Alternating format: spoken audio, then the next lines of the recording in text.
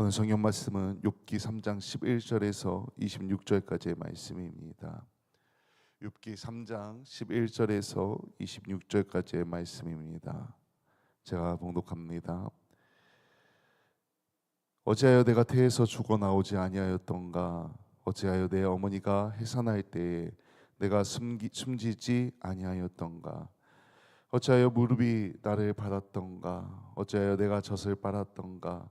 그렇지 아니하였던들 이제는 내가 평안히 누워서 자고 쉬었을 것이니 자기를 위하여 폐허를 일으킨 세상 임금들과 모사들과 함께 있었을 것이요 혹시 금을 가지며 은으로 집을 채운 고관들과 함께 있었을 것이며 또는 낙태되어 땅에 묻힌 아이처럼 나는 존재하지 않았겠고 빛을 보지 못한 아이들 같았을 것이라.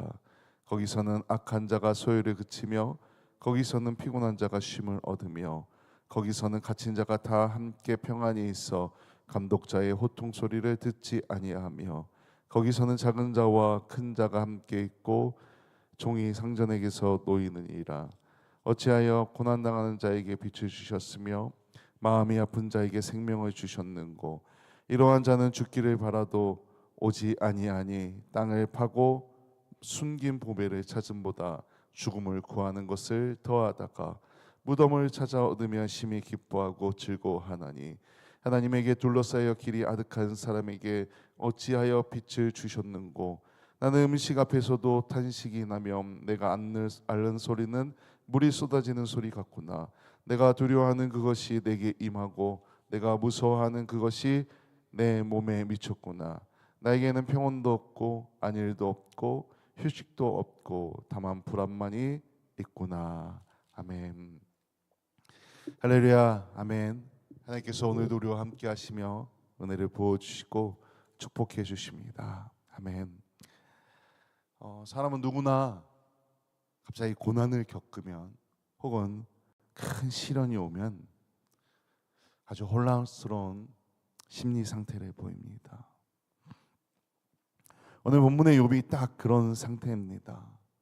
그 불안과 고통 속에서 큰 혼란을 느끼고 있습니다. 우리가 가진 연약한 심리 상태를 대변해 줍니다. 욥이 겪은 심리적 혼란을 이해하면 우리가 고난 가운데 있는 다른 사람들을 어떻게 대해야 하는지를 알 수가 있습니다. 고난에 있는 사람들은 생명보다 죽음을 동경합니다. 내가 왜 태어났을까? 오늘 욥이 계속 그 고백을 하고 있습니다. 죽었더라면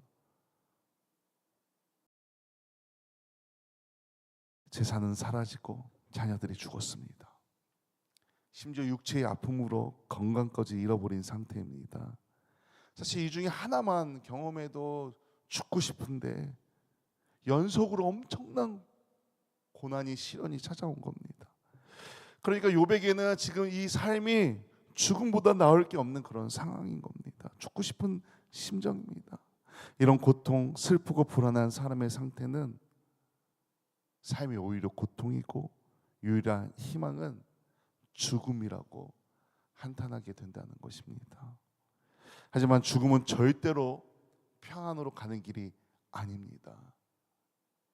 욥도 지금 차라리 죽었으면 더 좋았을 텐데라고 계속 고백하고 있지만 죽음이 평안으로 가는 길은 아니라는 것입니다. 오히려 죽음은 하나님의 심판입니다.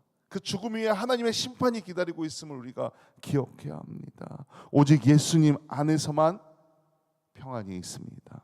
그런데 우리는 이걸 너무나 잘 압니다. 특히 예수 믿는 사람들 교회 나오고 신앙생활 하면은 우리가 이 사실을 너무나 잘 압니다. 근데 이게 문제가 될 수가 있습니다. 너무나 잘하기 때문에 다른 사람들이 고통당할 때 그들을 대할 때 문제가 생깁니다. 우리는 고통당하는 상대방의 어떤 불안과 슬픔을 이해하고 공감해야 되는데 그렇지 않고 오히려 가르치려고 합니다. 우리가 알고 있는 그 말씀으로 상대방이 알려주고 가르치려 한다는 것입니다. 근데 이게 위험합니다. 요한복음 11장에 보면 예수님께서는 죽은 나사로를 애도하는 사람들과 함께 눈물을 흘립니다. 제가 읽어드립니다. 우리 예수님께서는 우리 예수님께서 같이 그들과 울고 그들에게 긍휼을, 사랑의 마음을 가지고서 대했다는 것입니다. 우리 주변에 혹시 시련을 겪고 있는 사람들이 있습니까? 혹시 고난과 고통과 그 슬픔을 겪고 있는 사람들이 있습니까? 우리가 그들을 향해 먼저 그 예수님의 마음, 긍휼과 사랑을 품어야 한다는 겁니다. 그리고 그들이 갖고 있는 그 혼돈, 그 슬픔, 불안, 두려움, 이에 대해서 깊이 있게 공감해줘야 합니다. 우리의 적은 지식으로 조급하게 시련 중에 있는 사람을 도우려고 한다면 오히려 그 가르침이, 도움이, 그 말들이 상대방을 더 힘들게 한다는 것입니다. 우리가 아픈 이들에게, 시련을 겪는 이들에게 필요한 것은 그들과 함께 공감해 주는 겁니다. 그 슬픔을, 그 혼란을, 그 아픔을 공감해 줘야 한다는 것입니다. 그리고 그를 위해 기도하는 그런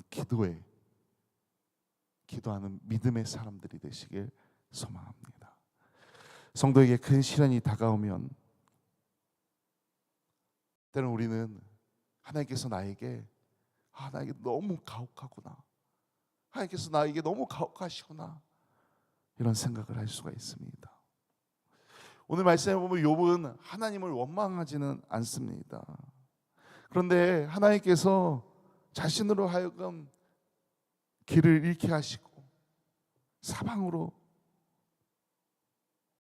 내가 나갈 길을 막으셨다고 고백합니다. 한탄합니다.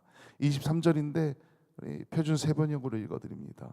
어찌하여 하나님은 길 잃은 사람을 붙잡아 놓으시고 사방으로 그 길을 막으시는가?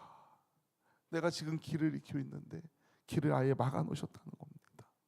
욥이 이러한 고난을, 이러한 시련을 당하기 전에 경험했던 하나님은 모든 상황 가운데 나와 함께 하시는 하나님이었습니다. 지혜를 주시고 언제나 해결책을 주시고 나와 동행하며 이끌어 주시던 하나님이었습니다. 그래서 욥은 어떤 문제가 찾아와도 하나님의 도우심으로, 하나님을 의지함으로 다 헤쳐나갈 수 있었습니다. 그리고 우리가 잘 알다시피 욥은 그래서 아주 큰 풍요를 누리며 살았습니다. 그런데 지금 하나님의 도우심이 가장 절실한 그런 고난의 때에, 시련의 때에 오히려 하나님께서 나의 길을 막고 계신 듯한 그런 경험을 하고 고백하며 말하고 있는 것입니다. 우리는 이 말씀만 보면은 욥이 너무 성급했다, 욥이 너무 성급하게 한탄하고 있다, 하나님을 원망하고 있다, 이렇게 볼 수도 있지만 아닙니다. 혹은 또 우리가 이 욥을 바라보면서, 이런 고난이나 이런 시련을 당하는 사람들을 바라보면서 내가 저를 어떻게 도울까? 어떻게 도와줄까? 이런 생각을 하게 됩니다. 하지만 아닙니다. 고통당하는 사람들이, 특별히 성도 중에 고난을 당하고 시련을 겪는 사람들이 그걸 몰라서 안 하는 게 아닙니다. 하나님에 관한 지식이 짧아서 한탄하는 게 아니라는 것입니다. 단지 고통 속에서 느끼는 그 감정을 솔직하게 표현하고 있는 겁니다. 얼마나 힘이 드는지. 그렇게 우리는 시련을 겪고 있는 사람들의 그 갖고 있는 혼돈과 불안한 생각들을, 그 말들을 함부로 판단해서는 안 됩니다. 때로는 옳고 그름의 판단보다 그들을 향하여 그 슬픔에 공감하고 침묵해 주는 것이 더 큰 위로가 됩니다. 오히려 그것이 하나님의 사랑을 더 잘 전달하게 된다는 겁니다. 예수님께서는 가늠한 여인을 정죄하지 않으시고 오히려 그 여인을 돌로 치려는 자들을 물러가게 하셨습니다. 그런 예수님의 모습을 생각해 보십시오. 우리가 가져야 할 성도의 모습입니다. 혹시 시련 가운데 있는 이웃이 있습니까? 지인들이 있습니까? 예수님처럼 위로하고 넓은 마음으로 품어주시길 소망합니다. 그게 성도입니다. 성도에게 시련과 고통은 영적인 침체를 불러옵니다. 그래서 고난 가운데 있는 사람들은 그가 성도라도 예수님을 믿고 은혜 가운데 있던 사람들이라고 해도 삶을 부정적으로 바라볼 수밖에 없습니다. 그 삶이 부정적으로 변하게 된다는 겁니다. 누구나 그렇습니다. 누구나. 하나님이 가혹하다 생각합니다. 그러니 부정적일 수밖에 없고 차라리 죽는 게 더 평안할 것이라고 말할 수밖에 없다는 것입니다.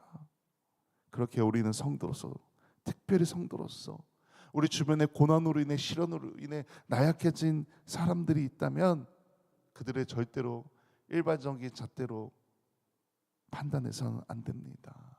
오히려 고난 중에 낙심한 사람들을 위해 그를 위해 조용히 기도하고 따뜻한 마음을 전해야 합니다. 같이 공감해주고 같이 슬퍼하고 같이 울어야 한다는 것입니다. 그게 성도입니다. 그것이 예수님을 닮아가는 성도의 모습이라는 것입니다.